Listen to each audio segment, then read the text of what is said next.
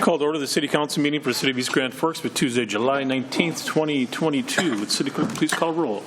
Mayor Steve Gander. Here. Council President Mark Olstead. Here. Council Vice President Tim Riopel. Here. Council Members Clarence Vetter. Here. Dale Helms. Here. Tim Johnson. Here. Mark Demers. Present. Brian Larson. Here. Does term quorum please stand for the Pledge of Allegiance?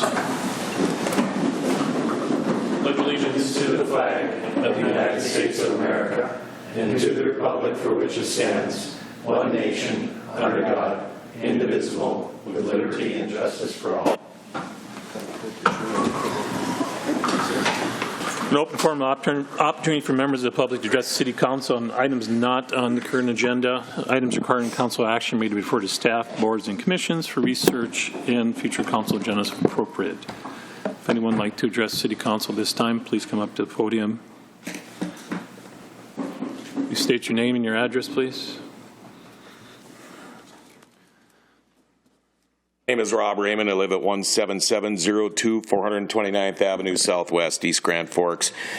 Just a couple of things I wanted to get off my chest about going back again to the R.J. Zavril & Sons asphalt plant. I don't know if I don't understand it or I don't get it. We had the data. We had all the information about emissions. We had information about fines and lawsuits. Now it comes out from a different news source and everybody's talking about it like this is a big deal, like it's some big new news. How many more times do we got to go through this? I mean, they sat and told us their emission records were all up to snuff and they are under par and they met all the standards. Well, how can you meet standards when you don't keep records for 4 years? They were over 700% over. We gave you a lot of that information beforehand.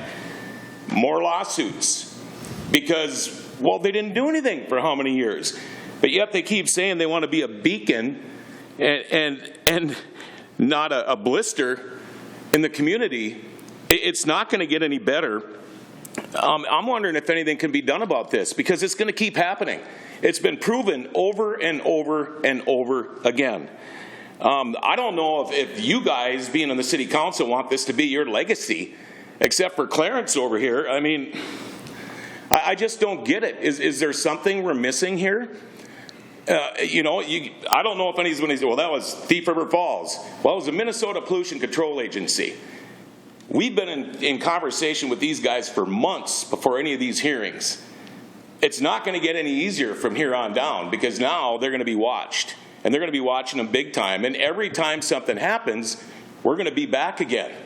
And I just wanted to share my disappointment with people that are supposed to be representing the people of East Grand Forks. Thank you. Thank you. I'll move on to approval of minutes. What? Oh, sorry. Didn't know someone else coming up. Laura Raymond, I have the same address as Rob. And I just want to extrapolate a little bit on what he has said. He's talking about this fine that the MPCA issued to Zavril's. $16,540 fine for noncompliance for their asphalt plant in Thief River Falls and their other asphalt plant. They were noncompliant for over 4 years. We told you about all of our concerns. We provided documentation about the risks of the emissions on our health, our children, the environment, the proximity to schools, parks, etc., and you ignored all of us.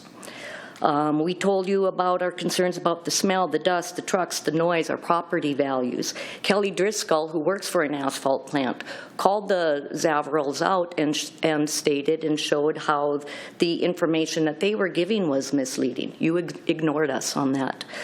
I gave you information proving that Zavrils were misleading in their packet that they gave you.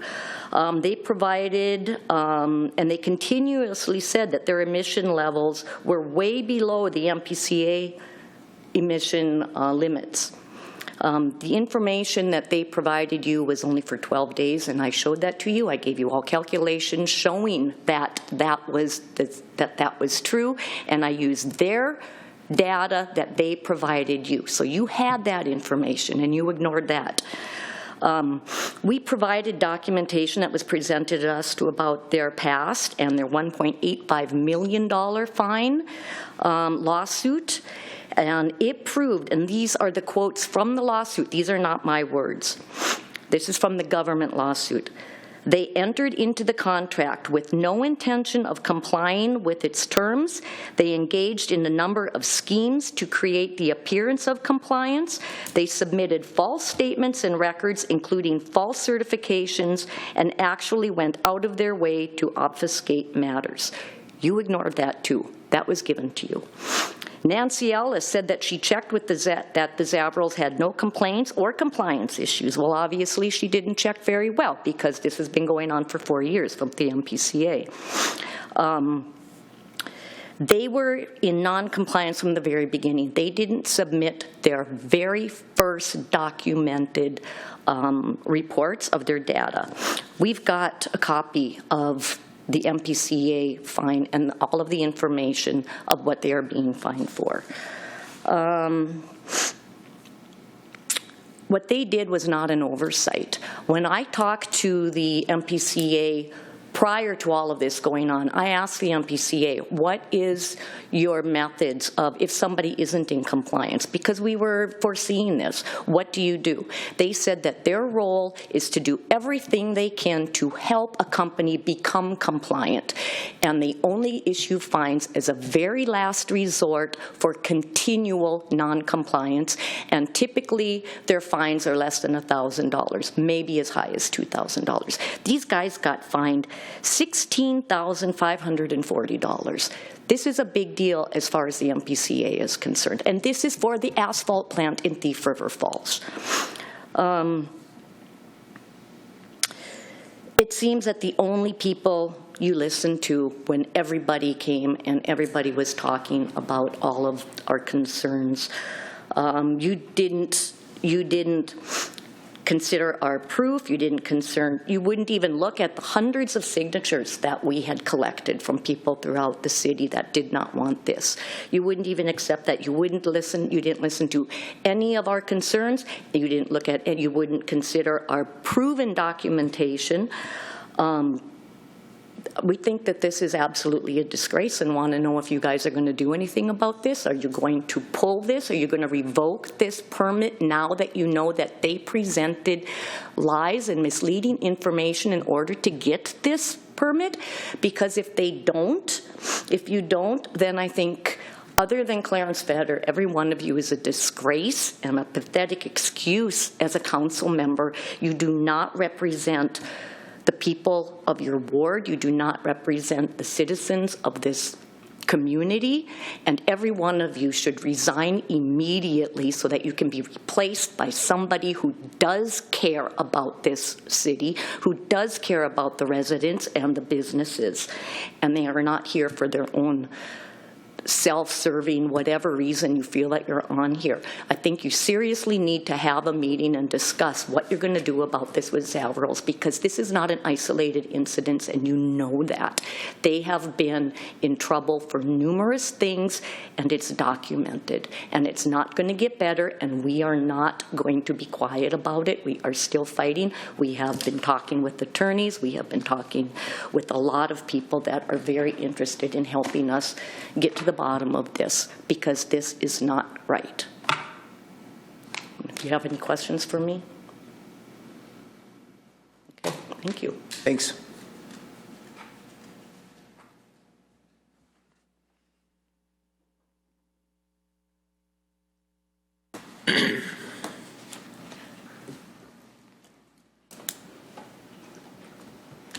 My name is Greg Zimbelman. I live on 1927 Fifth Avenue Northwest.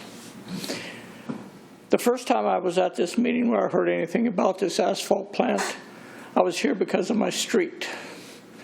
And at that meeting, I was under the impression that Zavrals were not going to be crushing concrete here in town. The next meeting that I came to, Zavrals were going to be crushing concrete. I heard heard all kinds of issues about how much noise these generators are going to make. Has anybody questioned what kind of noise that concrete crushing operation is going to make? I think most of you have all listened to what Zavrals had to say about their operation. Well, I can make myself look like a genius, a hero, and a king if I tell you the right stories. You got to do research, not just listen to the storyteller. Thank you. Yes, sir. Anybody else need to address the council this time?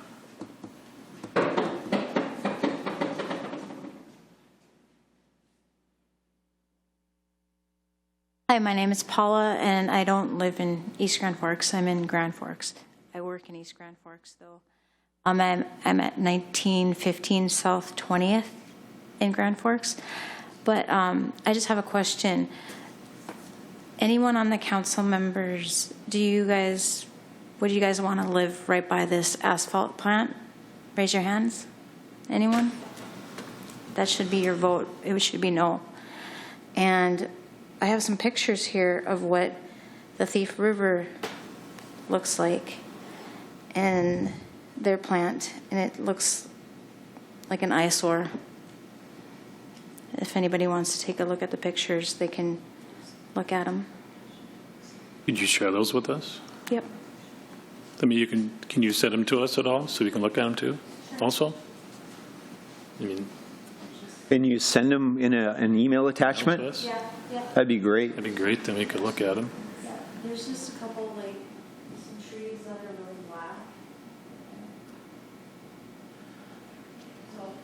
Yeah, probably With Megan. Megan. And then- Thank you. Thanks. Thank you so much.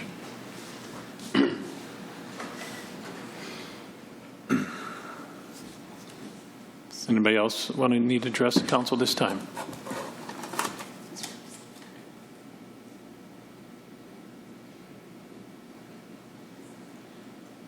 I guess we'll move on to approval of minutes for July 5th council and July 12th work session. Move. Moved by Johnson. Second by Demers. Any questions or discussion? Roll call, please. Helms, Yes. Riepel, Yes. Johnson, Yes. Olsted. Yes. Demers. Yes. Larson. Yes. Better. Yes. Motion is carried. Scheduled public hearings, there is none. Move on to consent agenda. Items under the consent agenda will be adopted with one motion. However, council members may request individual items to be pulled from the consent agenda for discussion, and if they choose. Anyone want 3 through 8 pulled? If not, entertain a motion of 3 through 8, please. Move on 3 through 8. Moved by Demers. Second. Second by Riepel. Any questions or discussion on 3 through 8? Not, roll call, please. Helms, Yes. Riepel, Yes. Johnson, Yes. Olsted. Yes. Demers. Yes. Larson. Yes. Better. Yes. Motion is carried. Move on to acknowledge and receipt of reports of officer boards and commissions, city financial statements as of May 31st, 2022, the regular meeting minutes of Water, Light, Power, and Building Commission of June 15th, 2022. Communication, there is none. Old business, there is none. Move on to new business. Consider approving a facility use agreement between the City of East Grand Forks and Layton Broadcasting for the use of the Civic Center for the annual craft beer tasting event for September 23rd and 24th, 2022. Move. Moved by Demers. Second. Second by Riepel. Questions or discussion? I just want to make sure the council understands that this is just for the beer tasting event, and the addendum for the concert is still being worked on. So this is just for the beer tasting event. Yep. Okay. Questions or discussion? Roll call, please. Helms. Yes. Riepel. Yes. Johnson. Yes. Olsted. Yes. Demers. Yes. Larson. Yes. Better. Yes. Motion is carried. Number 12, consider approving the special event application for Happy Harry's Rockin' Up North Fest, event scheduled for August 19th and 20th, 2022, for a 2-day musical festival in downtown East Grand Forks in the city parking lot, and contingent upon the administrative office receiving the certificate of liability. Move. Moved by Demers. Second. Second by Johnson. Questions or discussion? Roll call, please. Helms. Yes. Riepel. Yes. Johnson. Yes. Olsted. Yes. Demers. Yes. Larson. Yes. Better. Yes. Motion is carried. 13, consider adopting resolution 22-07-55, approving the reduction in fees for police services if the event is canceled due to inclement weather or some other circumstances beyond the promoter's control, if either one or both nights of the event and services are not needed. Move. Moved by Demers. Second. Second by Larson. Questions or discussion? Mr. Vetter. Thank you, Mr. President. Chief Hedlund, did we check out if it's canceled one night? Are we still going to have to pay some overtime to officers?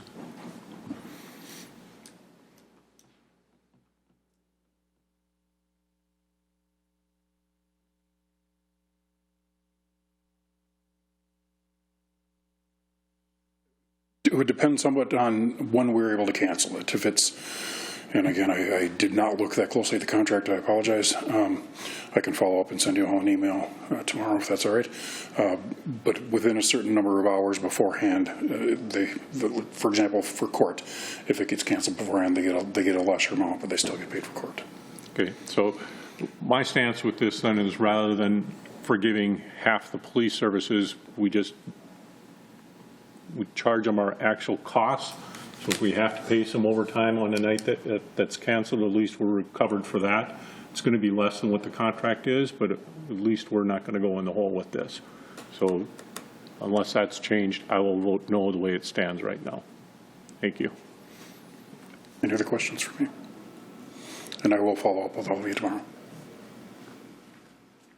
Anybody else have anything? Roll call, please. Helms, Yes. Riepel, Yes. Johnson, Yes. Olsted, Yes. Demers, Yes. Larson, Yes. Better. No. Motion is carried. Consider approving the on-sale weekday and on-sale Sunday liquor license application for the Bernie's Restaurant LLC located at 121 Demers Avenue Northwest, East Grand Forks, contingent upon the administrative office receiving the certificate of liability. Move. Moved by Demers. Second. Second by Riepel. Questions or discussion? Roll call, please. Helms, Yes. Riepel, Yes. Johnson, Yes. Olsted, Yes. Demers, Yes. Larson, Yes. Better. Yes. Motion is carried. Move on to claims. Consider authorizing the city administrator, clerk, treasurer to issue payment of recommended bills and payroll. Move. Moved by Demers. Second. Second by Helms. Questions or discussion? Roll call, please. Helms, Yes. Riepel, Yes. Johnson, Yes. Olsted, Yes. Demers, Yes. Larson, Yes. Better. Yes. Motion is carried. Mayor Gander. All right. One thing, I especially want to thank David Murphy, our city administrator. Right at this juncture, I think he's doing a really good job of moving the process forward on our South End Bridge discussion. For you to have taken action to bring in a consultant, so it's a request for proposal, a request for the scope of work that they can do, and flexibility also to bring it to the group. Last Monday night, we had a joint meeting of the two city councils, and at that meeting, we didn't exactly know what the objective would be coming out of that we were going after. We had some general ideas. We had to be just a little bit flexible to actually bring in Merrifield into the discussion with the consultant that Mr. Murphy's been working on, and he's going to go back and rework that request for the services that we'll receive, and that got the full cooperation, I think, of the Grand Forks City Council. And then by bringing in Merrifield, also we'll bring in representation from the counties, Grand Forks and Polk, to be part of that conversation. And so now we actually have a way forward. It's kind of a big deal. In the discussions we've had, we find out that the state of Minnesota hasn't done a new bridge to an adjacent state in a very, very long time. So the roadmap for that, for doing bridges new in a place where there's not already a bridge, there is no roadmap. And so we're going to have to really work to construct that as far as the steps that are involved and how do we secure the funding and whatnot.